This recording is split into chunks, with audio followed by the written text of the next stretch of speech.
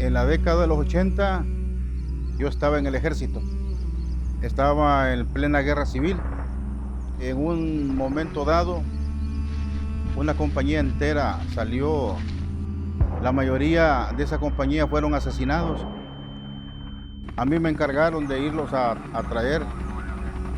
Cuando yo los vi me impactó bastante porque nunca había visto una cantidad enorme de muertos, porque hacía como 3, 4 horas esas personas o esos soldados estaban vivos y hoy estaban muertos. Me impactó tanto que me pregunté si había vida después de la muerte.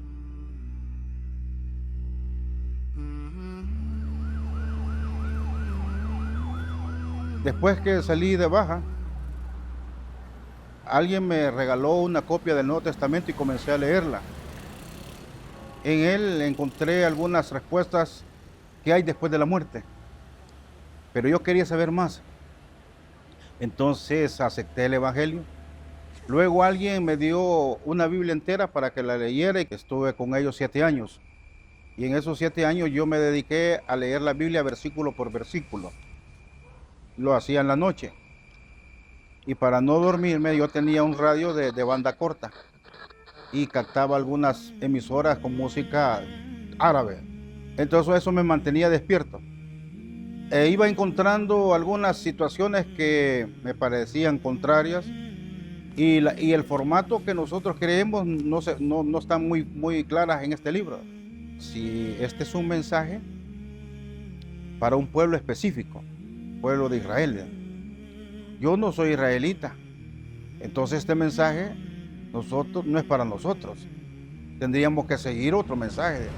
Y comencé a hacerme muchas otras más preguntas.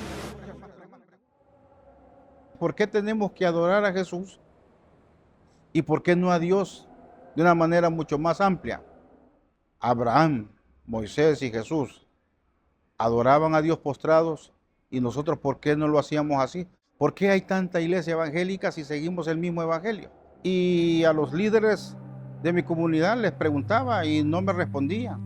Solo me decían, sigue esa fe así nada más y cree nada más. Pero no era suficiente.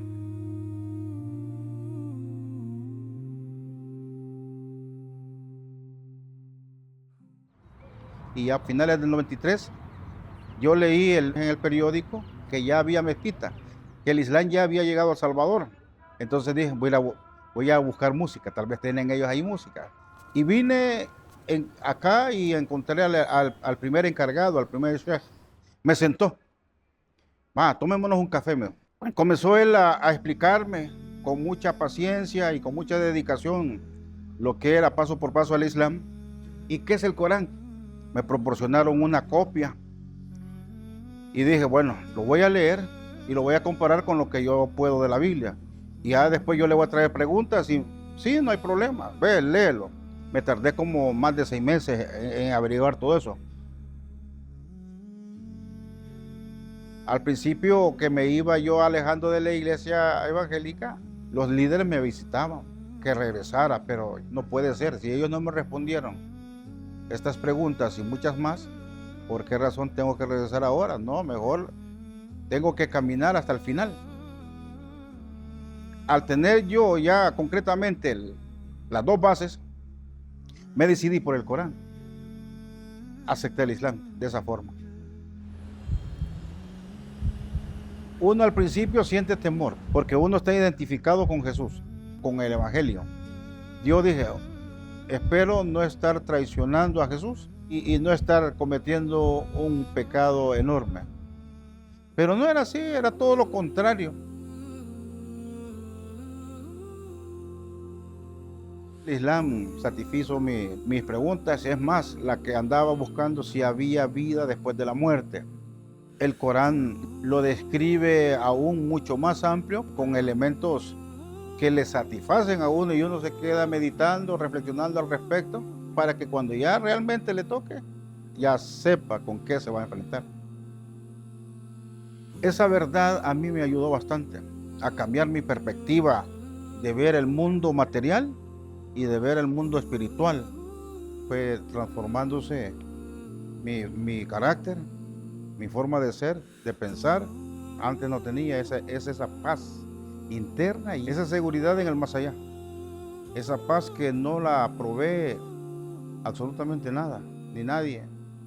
Ya la vida se vuelve mucho más tranquila, mucho más segura, pensando en que Allah el Altísimo está pendiente de uno. Así que yo estoy ya muy seguro de que la verdad ha venido de Allah. Y hasta hoy estoy perseverando. No es fácil, pero la recompensa es grande, vale la pena.